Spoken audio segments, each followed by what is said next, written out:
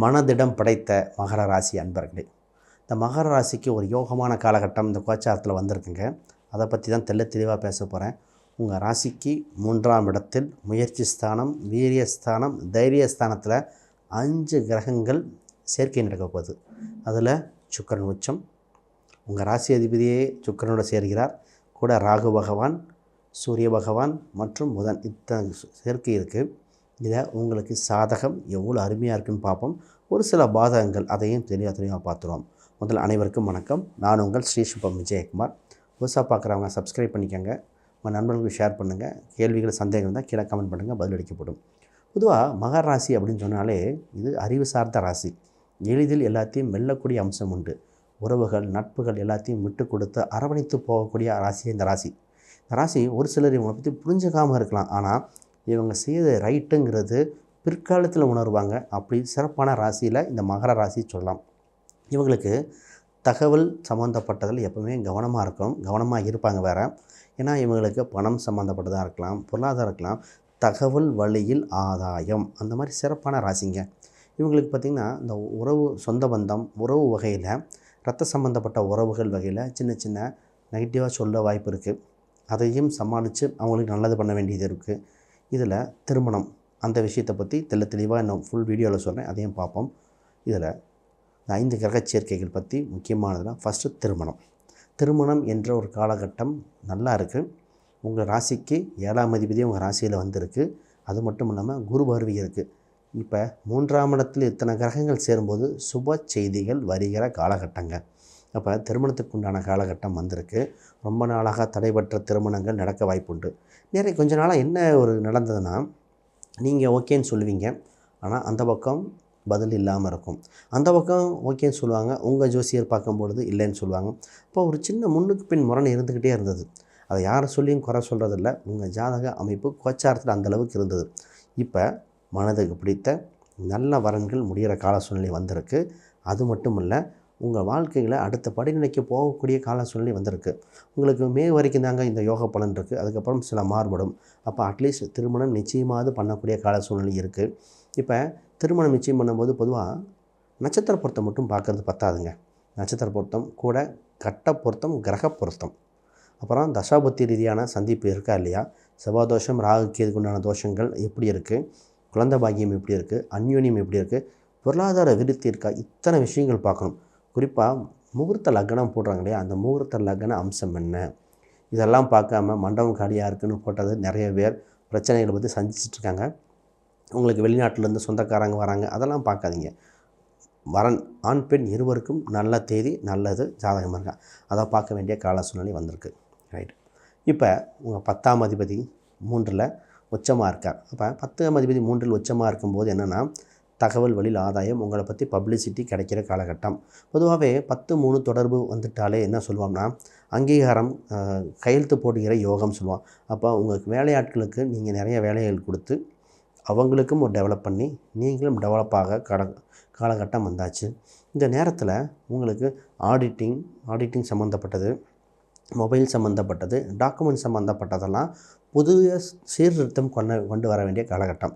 இப்போ என்ன சொல்லுவாங்கன்னா, ரொம்ப ஆடிட்டிங் பண்ணிகிட்டு இருப்பாங்க, இப்போ தான் ஒரு சீர்திருத்தம் பண்ணுறது, இப்போ வீட்டில் சிசிடி கேமரா போடுறது, இல்லை வீட்டில் ஒரு ஆல்ட்ரேஷன் பண்ணுறது, இந்த மாதிரி கால சூழ்நிலை வந்திருக்குங்க. இது உங்களுக்கு சக்ஸஸ்ஃபுல்லாக இருக்கும். இதனால் தொழில் வகையில் விருத்தி உண்டு. இப்போ தொழிலில் பொதுவாகவே சிசிடி இதெல்லாம் மாற்ற காலகட்டம் தான். ரைட்டு. அப்போ தொழிலில் பார்த்திங்கன்னா முயற்சி ஸ்தானத்தில் சில தூரம் பயணங்கள் இருக்கும். 3ஆம் இடம் 10 சம்மந்தமாக பயணங்கள் இருக்கும். தொலைதூரங்கள் சென்று வர வாய்ப்பு உண்டு. எப்போவுமே ஃபோன் சம்மந்தப்பட்டது இன்னொரு சிம் கார்டு வாங்க காலகட்டம் சொல்லுவோம். அப்போ தகவல் ரீதியாகவே பிஸ்னஸ் நடக்கும். ஆன்லைன் பிஸ்னஸுக்கு அடாப்ட் ஆகிறதுக்கு உங்களுக்கு காலகட்டங்க. இந்த காலகட்டத்தில் சில வருடங்களே இருக்குது. அப்போ இந்த மாதத்தில் என்னென்னா, ஆன்லைன் சம்மந்தப்பட்ட அடாப்டேஷன் ஆக வாய்ப்புண்டு. உங்களை பற்றி மற்றவங்களுக்கு விளம்பரப்படுத்துதல், போர்டு வைத்தல், இது மாதிரி பண்ணுங்கள். தொழிலில் அமோகமாக இருக்கும்.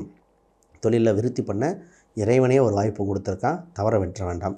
இப்போ இந்த தொழிலில் கூட்டா தனித்தா, உள்ளூர்லையா வெளியூர்லையா, அதுவும் இல்லாமல் ஒரு தொழில் அதே தொழிலாக இல்லை அது தொழிலுக்கு வேறு ஒரு புதுசாக ஒரு தொழில் வருது, அதை எடுத்துக்கலாமா, இந்த மாதிரி சந்தேகங்கள்லாம் ஜாதகம் பார்த்தா தான் தெளிவாக தெரியும். ஆக கோச்சாரத்தில் ஒரு இம்ப்ரூவ்மெண்ட் இருக்குதுன்னு ஒரே சொல்லிடுறான். ரைட். வேலையை பற்றி பார்ப்போம்.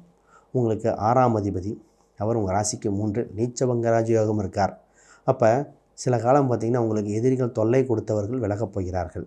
இப்போ என்ன நடந்திருக்குன்னா, சில காலமாக நீங்கள் அவ்வளோ கஷ்டப்பட்டு உழைச்சி ஒரு டெவலப் பண்ணியிருப்பீங்க, பேர் வேற ஒருத்தவங்கன்னு போயிருப்பாங்க. மேலதிகாரிகள் உங்களை பற்றி தெரிஞ்சிருக்காது, இவங்க தான் பண்ணியிருக்காங்கன்னு தெரிஞ்சிருக்காது. ஒரு சிலருக்கு மேலதிகாரிகள் தெரிஞ்சாலும் உங்களை தட்டி கொடுத்து பாராட்ட சூழ்நிலை இல்லாமல் இருக்கும். ப்ரொமோஷன் நிறைய பேத்துக்கு தடைபட்டிருக்குங்க. சார் ப்ரொமோஷன் இருக்குமா இல்லையா, இல்லை வேலையை விட்டு வெளியே வந்துடலாமா அப்படின்னு மன நெருக்கடியில் இருந்தாங்க. இப்போ இந்த நீச்சபங்க ராஜயோகம் என்ன பண்ணுது, சுக்கிரன் உச்சம் பெற்றனால அப்படியே கம்ப்ளீட்டாக மாறுதல் ஏற்பட்டு வேலையில் முன்னேற்றம் உண்டு. புது புது முயற்சிகள், ஆதாயம், ஒரு சிறு மாறுதல் இருக்குது, ப்ராஜெக்ட் மாறுறது, ஒரு சின்ன மாறுதல் இருக்க வாய்ப்பு உண்டு. அதை பயன்படுத்திக்கிங்க. ஃபஸ்ட்டு மைண்ட் ரீதியாக ஃபோக்கஸ் ஆகிருங்க. இப்போ ஒரு வேலையை விட்டு இன்னொரு வேலைக்கு மாறுதல் அப்படின்னு அது ஜாதக ரீதியாக பார்க்கணும். அவசர முடிவு எடுக்க வேண்டாம். கோச்சாரத்தில் நல்லா இருக்குதுன்னு சொல்கிறதுக்காக அகலக்கால் வைக்கக்கூடாத காலகட்டம். அப்போ கொஞ்சம் பொறுமையாக டீல் பண்ணி பண்ணுங்கள். ஒரு ஒப்பீனியன் இன்னொருத்தர் வாங்கிக்கோங்க. இப்போ சரி, இப்போ சொத்து சுகங்கள் பற்றி பார்ப்போம். இடம், வீடு, சொத்து சம்மந்தப்பட்டதில் வாய்ப்புகள் இருக்குது. வண்டி வாகனங்கள் ஆதாயம் உண்டு. ஒரு சிலருக்கு செகண்ட் ஹேண்டு வண்டி இல்லை அந்த மாதிரியெல்லாம் வாய்ப்பு இருக்குங்க. இப்போ வண்டி வாகனங்கள் ஆதாயம் இருக்கிறதால அதில் கொஞ்சம் கான்சன்ட்ரேட் பண்ணுங்கள். இப்போ பொதுவாகவே இந்த ஜாதகத்துக்கு வண்டி இல்லை வீடு வந்தவன் திருமணம் அமையும். இந்த திருமண தடையாக ஒரு வண்டி வாகனம் பாருங்கம்போம். ஏன்னா 4ஆம் இடம் ரொம்ப முக்கியமாக கால சூழ்நிலையாக இருக்கிறது. ரைட். இப்போ ஒரு சிலர் பார்த்திங்கன்னா, சார் சொத்தை ஒன்று விற்றுலான் இருக்கோம், விற்றுட்டு வேறு பக்கம் இன்வெஸ்ட் பண்ணலான் இருக்கோம், வேறு ஒன்று விற்றுட்டு இன்னொரு பக்கம் வாங்கலாமா, பூர்வீக ஊரில் சொத்து வச்சுக்கலாமா வைக்க வேண்டாமா அப்படின்லாம் சந்தேகங்கள் வரும். அப்போ இத்தனை கேள்விக்கும் உண்டான ஜாதகம் பார்த்து விடையெடுக்க வேண்டிய சூழ்நிலை உண்டு. அப்போ சொத்து ரீதியாக ஒரு மாறுதல் இருக்குங்கிறத புரிஞ்சுக்கங்க. இப்போ குழந்தைகள், உங்களுக்கு 5ஆம் அதிபதி, அவரே 10ஆம் அதிபதி, அதில் உச்சம் பெற்றிருக்கு. குழந்தைகள் உங்களை மகிழ்ச்சிப்படுத்தும் சூழ்நிலை வருது. குழந்தைகள் ஒரு சந்தோஷமாக இருக்கக்கூடிய ஒரு மேடை பேச்சாக இருக்கலாம், படிப்பில் திறம்பட இருப்பாங்க. குழந்தைகள் வகையில் ஆதாயம். நிறைய நாள் குழந்தை இல்லாதவங்களுக்கு குழந்தை முயற்சி செய்ய காலகட்டம் வந்தாச்சுங்க. இதில் முயற்சி பண்ணுங்கன்னு சொல்லலாம். உங்கள் 8ஆம் அதிபதி 3 தொடர்பு வரும்போது இந்த இஎம்ஐ பேங்க் டிரான்சாக்ஷனை கவனிக்கணும். நீங்கள் அனுப்பின பணம் போய் சேர்ந்துருச்சா, இந்த போன பணம் கரெக்டாக கொடுத்த பணம் போயிடுச்சா, அந்த டிரான்சாக்ஷனில் சிறு தடை ஏற்பட்டு போகும். இந்த நேரத்தில் வண்டி வாகனங்கள் பார்க்கிங் கவனமாக பார்த்துக்கங்க. மற்ற எல்லாமே நல்லா தான் இருந்தாலும் ஒரு சின்ன மைனஸ் இருக்கு இல்லையா, இப்போ பார்க்கிங் பண்ணும்போது சின்ன சின்ன ஃபைன் போட வாய்ப்பு இருக்குது. இதை பார்த்துக்கங்க. ரைட். ஹெல்த்தை பற்றி, வயசானவங்களை பற்றி அதை பற்றி சொல்லிவிட்டு நிறைய பண்ணுறேன். அதற்கு முன்னாடி யாருக்காவது ஜாதகம், பிரசன்னம், வாஸ்து, நியூமராலஜி பார்க்கணும், கீழே இருக்க எண்களுக்கு தொடர்பு கொள்ளுங்கள், உங்களுக்கு பார்த்து தரப்படும். ரைட். இப்போ ஹெல்த் சம்மந்தப்பட்டது. 6ஆம் அதிபதி 3இல் இருக்கும்போது இந்த என்ன பிரச்சனை வருதுன்னா, இந்த கண் சம்மந்தப்பட்டது, காது சம்மந்தப்பட்டது, இந்த ஷோல்டர் பெயின், கொஞ்சம் நரம்பு சம்மந்தப்பட்டதில் கொஞ்சம் தொந்தரவு வந்துகிட்டே இருக்குங்க. அதில் குறிப்பாக ஸ்கின் அலர்ஜின்னு சொல்லலாம். அந்த அலர்ஜி தொற்றுகள், அது குறிப்பாக இந்த கால சூழ்நிலை அப்படியாக இருக்குது.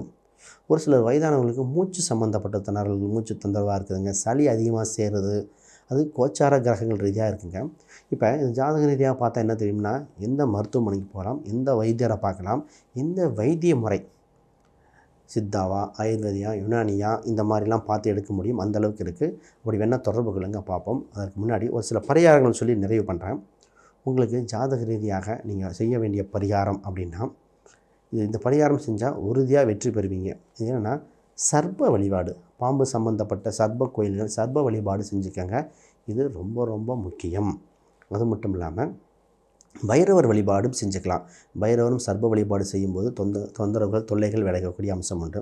இப்போ நீங்கள் பயன்படுத்த வேண்டிய எண்கள், குறிப்பாக 3ஆம் நம்பர், அது இன்னொரு சிறப்பான நம்பர் பார்த்திங்கன்னா 7ஆம் நம்பர், கேதுவோட அம்சமும் பயன்படுத்திக்கலாம். இதெல்லாம் இந்த கோச்சார தற்காலிக காலத்தில் மிகுந்த வளர்ச்சியை கொடுக்கும். ஆக மொத்தம் வெற்றியான காலங்கள். அனைவருக்கும் வணக்கம், வாழ்த்துக்கள்.